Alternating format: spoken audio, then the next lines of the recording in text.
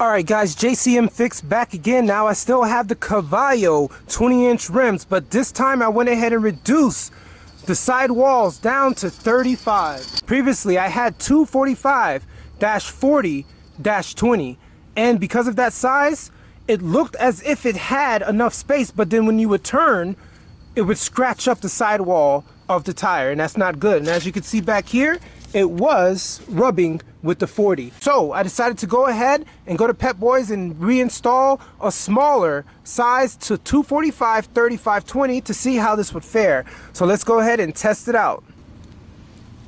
Okay, just to test it out before I start driving it, I went ahead and did an extreme turn to the left.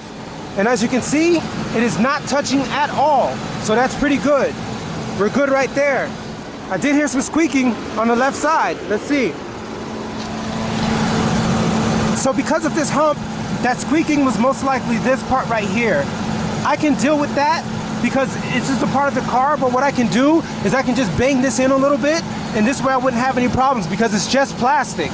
But for now, even the tire could wear this down by itself and I really wouldn't mind. But other than that, that's really the only spot where it's potentially rubbing.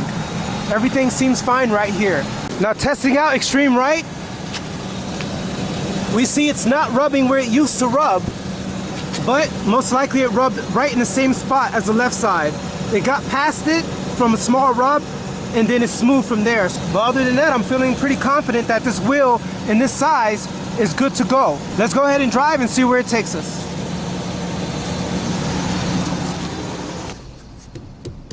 All right, let's go ahead and put it in drive, and let's take a right turn around the curve and see if we hear anything. So far, so good. Cut right. No rubbing.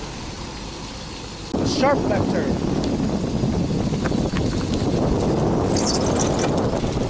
Alright, we got some scrubbing. We got some rubbing. But once again, it's just that hump. Another sharp left turn. Okay, I'm actually pretty satisfied because once again, I can bang that in without a problem. Let's do a reverse part.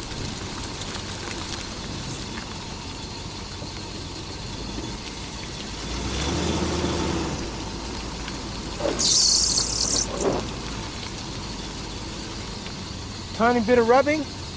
Alright guys, we're at another day and here I am back at it again. So this right here was a 2-inch spacer that I had here for the Toyota Century. I'm finding because of 2 inches that the rim was actually rubbing up against the fender, as you can see here. So we don't want that, guys.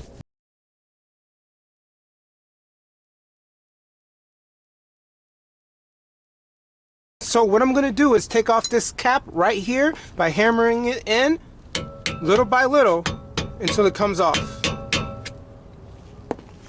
As you can see, that indentation allows it to come off just a little bit. We're just going to go little by little and take this off.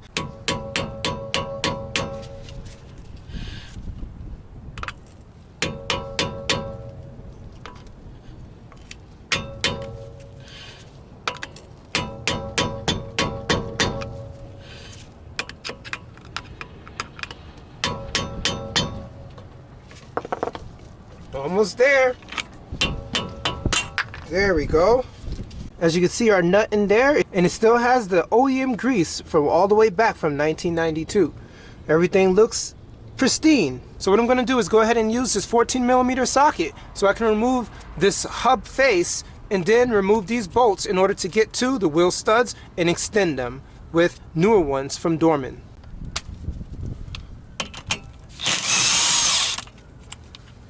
Came off pretty easily.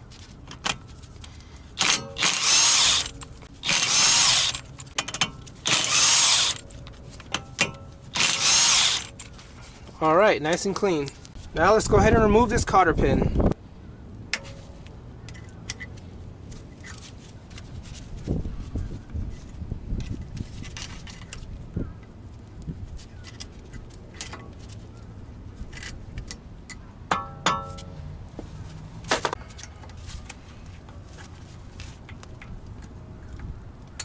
All right, cotter pin removed.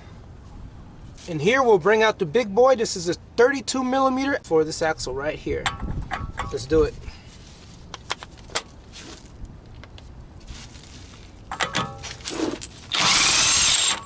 Wow, that came off fairly easy.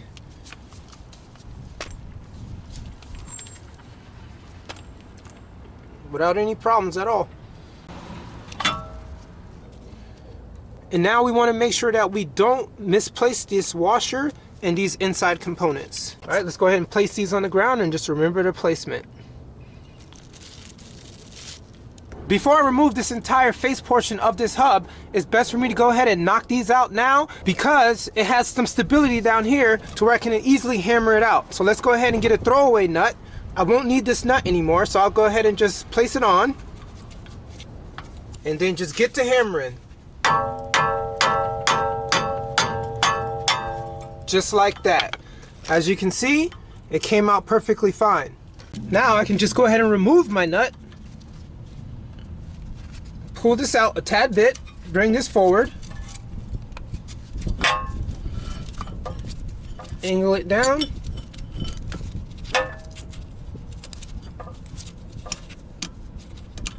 and remove it. It came out without a problem. And as you can see, I did not have to take off the rotor at all.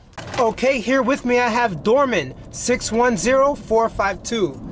This was the best size I can find that had a similar knurl head size to the OEM. So as you can see, it's definitely longer. So when I go ahead and place spacers on this hub, you'll see that it provides enough threads so I can make sure that I'm driving safely. So for those wondering if I'm able to install the extended lug nut, no, I cannot. I'm able to remove the old one, but because of the length, I'm unable to install the new one. So what I'll do for now is just go ahead and knock out all 5 because it's easier to do it with it still on the hub. You do not have to take off the brake caliper in order to remove this particular hub face. Just make sure you don't have any emergency brakes on, and what you can do is just lift this up and just pull this out just like that. So after you've hammered them out, you can go ahead and easily install the new extended studs, and then you can do this from the floor and just press them in without an issue. Let's do it. So here goes the first one. What we're gonna do, make sure there's no debris inside. Go ahead and place this in right there and make sure that it's not crooked. We have some crush washers here, a whole set of them. So what we're gonna do with these crush washers is just place it over the actual lug stud, and then what we're going to do is get a good nut. Make sure that there's no issues with the threads because this is a brand new lug stud. We don't want any issues up front. Once again, this is M12 by 1.5. Go ahead and put another spacer on and then twist it on to ensure that it doesn't get stuck within that nut. All right, so that's how it looks. Make sure it's in straight. Okay, we're gonna get a 19mm socket, put it on number 2, and press it in.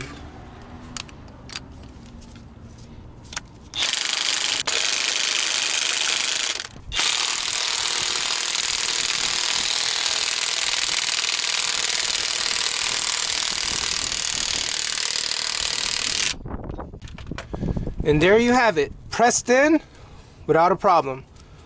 So now what we're going to do is go ahead and remove this nut and repeat these exact steps for all lug studs and then place this right back. Let's do it.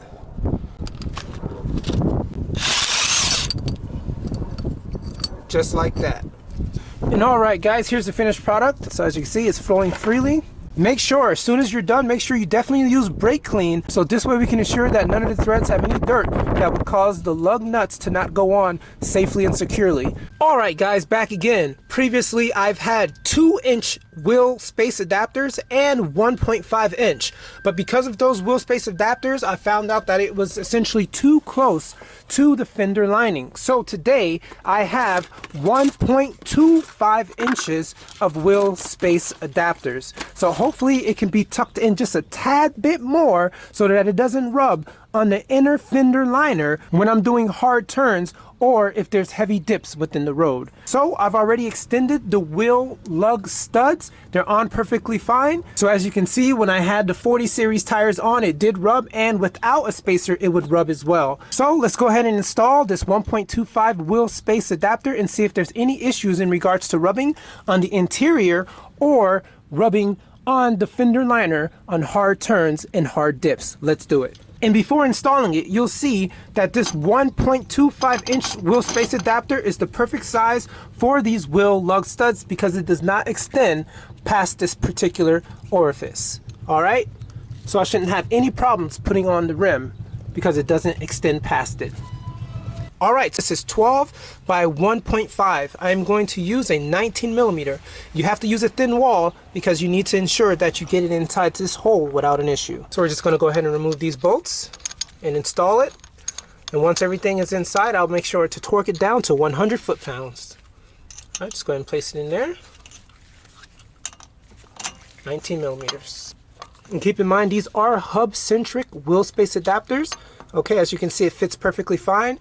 This is 5 by 114.3. And I will also use a hub-centric ring on this particular lip portion to ensure that it goes on the wheel without a problem. That's 74.1 and this is 67.1. As you can see, I already have the hub-centric ring right there. So make sure when you're installing these nuts to do it in a star pattern. All right, that's the first one. Let's go for the other one.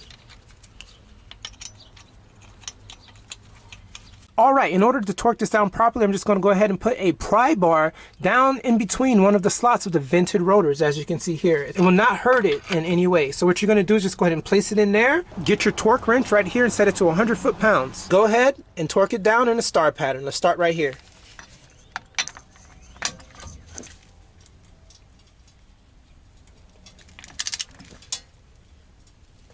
Keep going until you hear the click. There you go. One more time. All right, that is 100 foot-pounds right there. All right, we're just gonna go ahead and continue to do it in a star pattern. And once we're done, we're gonna put the wheel back on and start off with our test drive to see if we have any rubbing. Let's do it. All right, let's go ahead to Krispy Kreme and see if I can get a free donut with my COVID vaccination shot. Let's see if there's any rubbing at all. I like free donuts. So let's see if there's any rubbing. Take a look.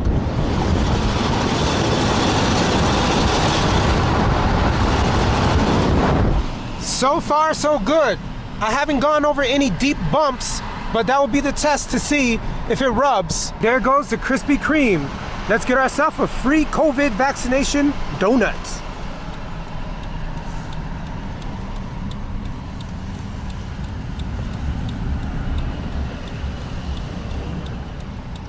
Just a slight rub on that dip. I'm okay with that so far. All right, let's see if I can turn into tight spaces with a reverse parking.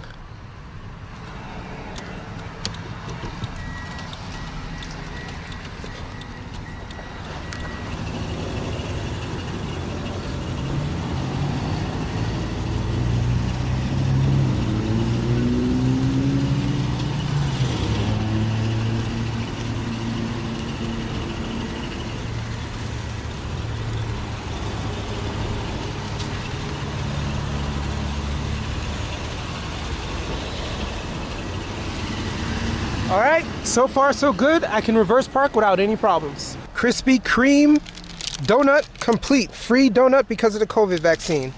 All right, let's get out of this parking lot. And this is going to be a tight right turn. Let's see if there's any rubbing on a tight right turn.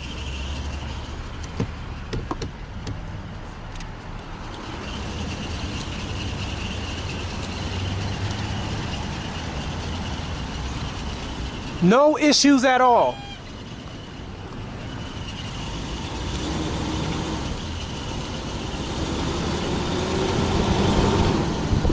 Now this is a tight left turn.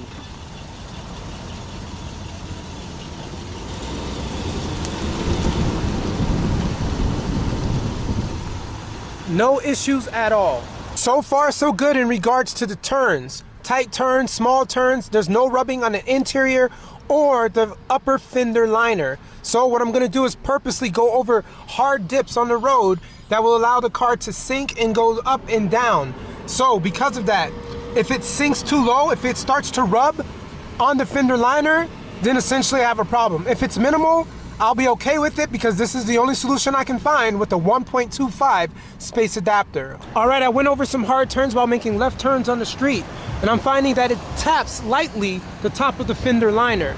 If that's all that I'm dealing with, I will call this a win. So I'd rather just get a small tap on long, hard left turns than to not be able to parallel park at all. So today, guys, I'm gonna call this 1.25 wheel space adapter a win, and I will stop there and no longer do any testing. So for you guys, you may want to get a 1 to 1.25 inches of space. I was unable to try a 1 because my wheel lug studs are too long for a 1 incher, and I've already changed them to be able to be compatible with longer wheel space adapters, so I'm not gonna change it anymore. So I'm okay with that. So that does it, guys. Thank you guys for joining in.